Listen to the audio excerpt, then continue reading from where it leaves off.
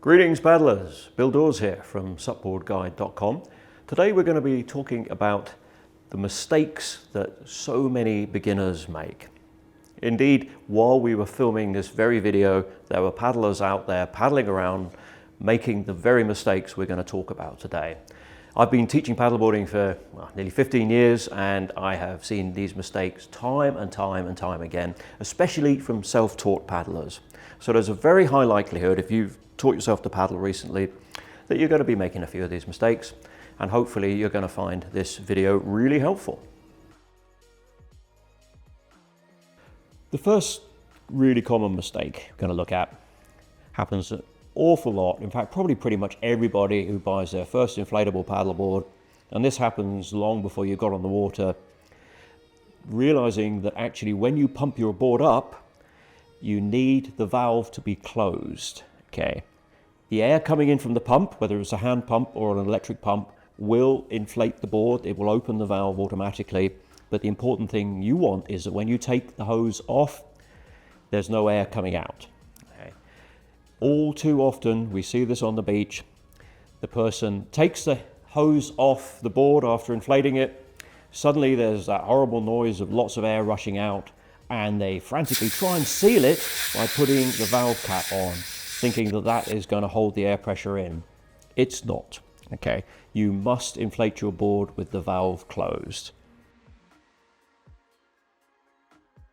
The next really common beginner mistake is actually quite connected to that last one, and it's using your board underinflated if you're on an inflatable. You must pump the board up to the manufacturer's recommended pressure, which is normally 14-15 psi.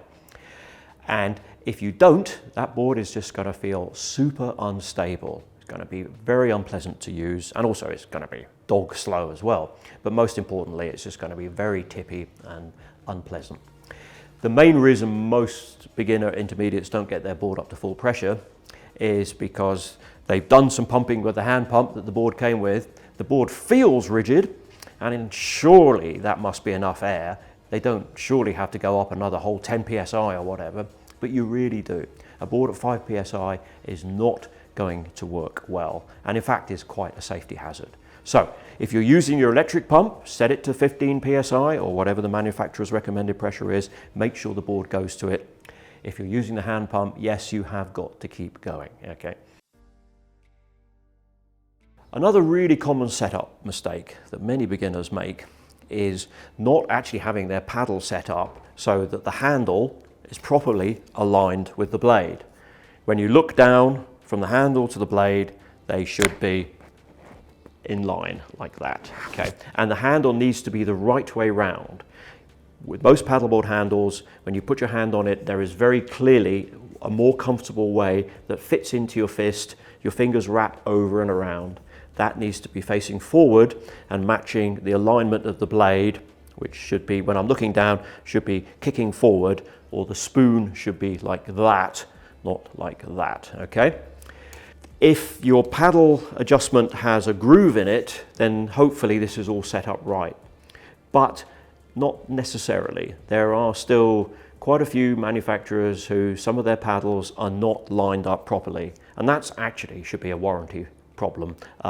If the paddle doesn't engage so that the handle is lined up with the blade, that's not right. It needs to be right. Here's an example of a manufacturer's paddle where it's off by a good 15 degrees, and that is seriously going to impede your paddling. So now you've got your board inflated to the right pressure and you've got your paddle set up properly. Let's get out on the water and look at some of the mistakes you're going to be making there and that we see there. Okay, so look at this guy. God, where did he learn? He's making at least 6 classic beginner mistakes. Maybe you can spot some of them straight off. Let's go through them all one by one and unpack what this sad person is doing.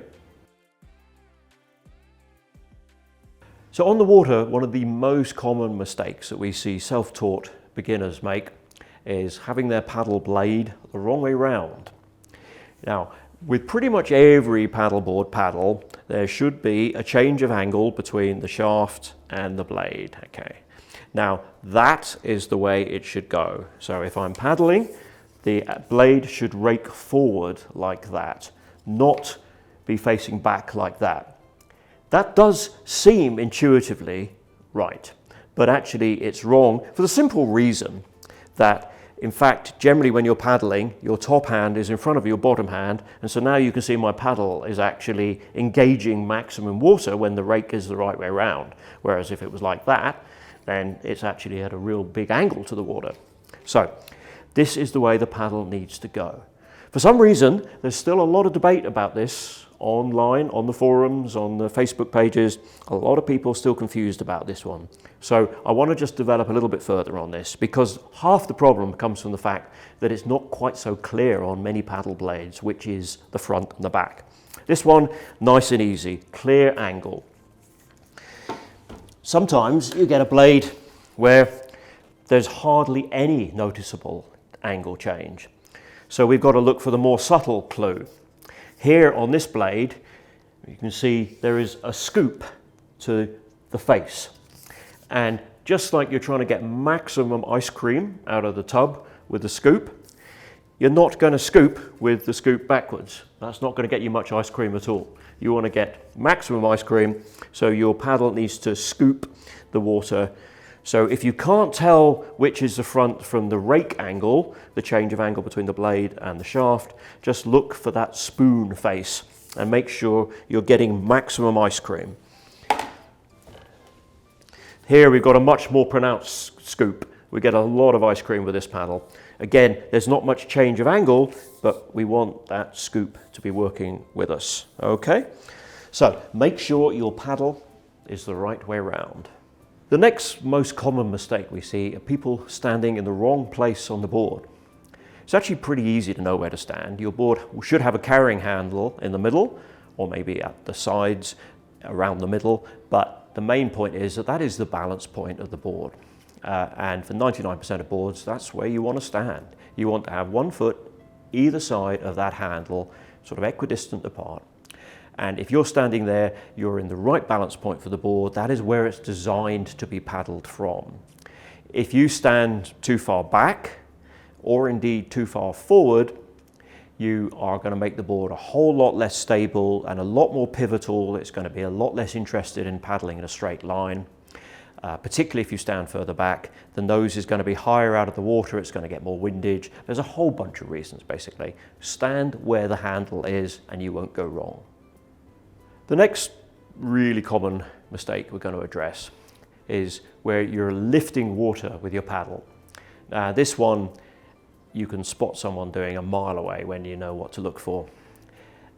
The problem arises because it feels natural, it feels right, if you haven't actually been taught how to paddle properly, to push yourself along.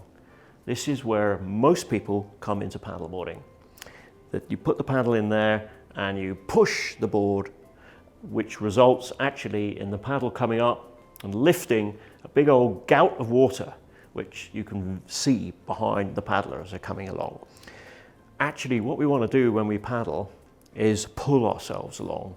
The paddle needs to go in up there and come back to your feet. You really don't want to be putting the paddle in there and pushing back like that. Genuinely, you don't want to do this, particularly if you're, shall we say, a middle-aged male or anyone with back issues, because this is a real quick way to get to know your chiropractor, okay? If you go out in your garden with your spade and you try and dig a hole in your garden like that, you're going to know about it real quick. That's effectively exactly what you're doing here. It's not good for your body, not built to do that, and it's deeply inefficient from a paddling point of view, plus which it actually doesn't look that cool if you're out there shoveling the ocean along, lifting it up behind you. The next really common beginner problem we're going to talk about is actually not using all of your paddle. There's no time in paddleboarding when your entire paddle blade shouldn't be in the water other than when you're actually taking it out or putting it in. When it goes in the water, the whole blade needs to be engaged. There's a paddleboard legend called Dave Kalama from Hawaii has made the notable phrase that, you know, you paid for the whole paddle, so you might as well use the whole paddle. And it's really true. That blade needs to go right into the water. If you're paddling with just half, 2/3, even that much of the blade engaged, the paddle blade is not actually working properly. It isn't working as it's designed. Effectively, you're just scraping the water. This bad technique has various names around the world. I've heard it referred to as teaspooning in England, surface bothering, or scraping, or fairy dipping in some places. But basically the point is that it's not right. Your paddle blade needs to go right down into the water, otherwise it's not working properly at all. The next classic beginner mistake, really common, and it's an odd one. I haven't really got to the bottom of why people do this, but there is a really noticeable tendency to paddle along with your head down, staring at the water just by the front of the board. And that's actually deeply destabilizing. As mentioned in many of the videos I've done, if your head goes down, it tends to make your legs go straight. This is just a natural physiological reaction. If your head's up, you're relaxed. Head down, butt comes up, legs go straight, far less stable. But everybody does it, paddling along, looking down. Now, I mean, when you're driving, I guess you're not staring at your steering wheel. If you like to ride a bike, you're probably not staring at the handlebars when you're cycling or motorbiking along. Wouldn't be a smart thing to do. So let's not do it when you're paddleboarding. Head up, focus on the horizon. Really important for helping your stability. If you're looking out there at fixed objects on the horizon, it lets your inner ear do all its work to improve your balance. If you're looking down at that thing that's moving on a moving water platform, deeply destabilizing. So get that head up. Last but most certainly not least, let's just quickly talk about safety. Okay. Now, safety is a whole topic in itself. Indeed, we've got several other videos on our channel that are devoted specifically to the subject of paddleboard safety. There's a lot you need to know, but let's just summarize it right down into a few really vital fundamentals. Firstly, if you get to the beach and it's windy, trees are hacking over, clouds scudding over, whatever, don't go out. Wind is not your friend as a beginner paddleboarder. The less wind you've got, the better. If the wind appears to be pushing you out to sea, again, don't go out because it will push you out to sea and you will end up being a rescue statistic. If the sea is choppy, bumpy, again, leave it for another day or find somewhere more sheltered.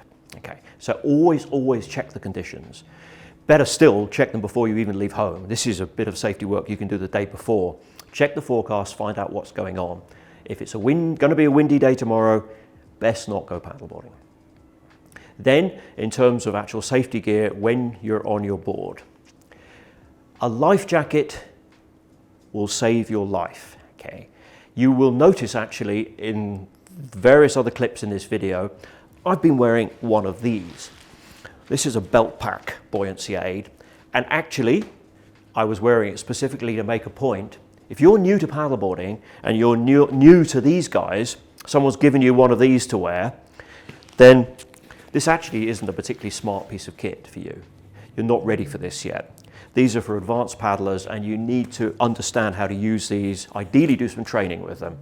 They're not for the inexperienced. The best life jacket is one that's got permanent buoyancy, that will float you if you fall in without you having to do anything.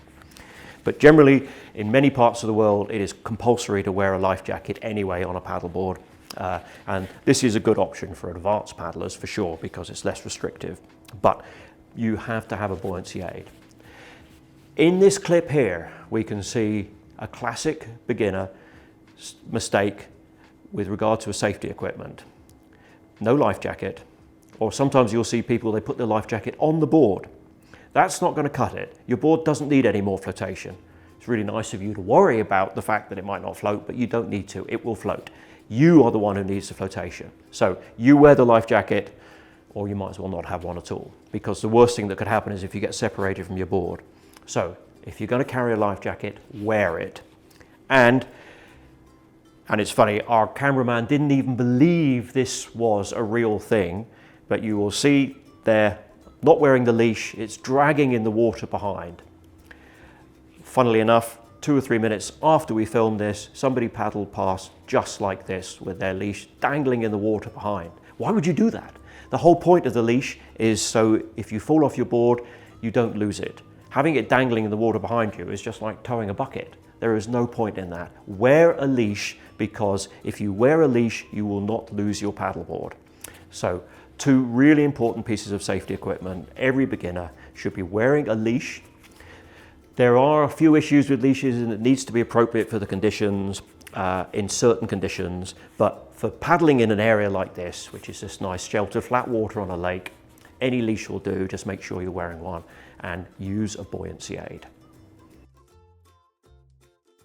So there you have it. Those are some of the most common mistakes we see beginners make. If you go back to the start of this video and you watch the clip of me making a whole bunch of them, hopefully you can spot all 6 that I was making. Maybe even 7 if you include the fact that I was wearing a belt pack, which isn't really an appropriate life jacket for a beginner. These mistakes might individually seem like not very much, but every single one of them robs you of stability. It robs you of the ability to make the board perform properly, and most of them actually have safety implications as well. If you did get caught out by an offshore wind and you're being blown out to sea and you're not paddling properly, you're not putting your paddle properly in the water, you're lifting water behind you, you're not going to be able to paddle back so easily. They matter. So hopefully this video will help you sort out those mistakes and not be that guy. Okay, thanks for watching. I hope you found this video useful.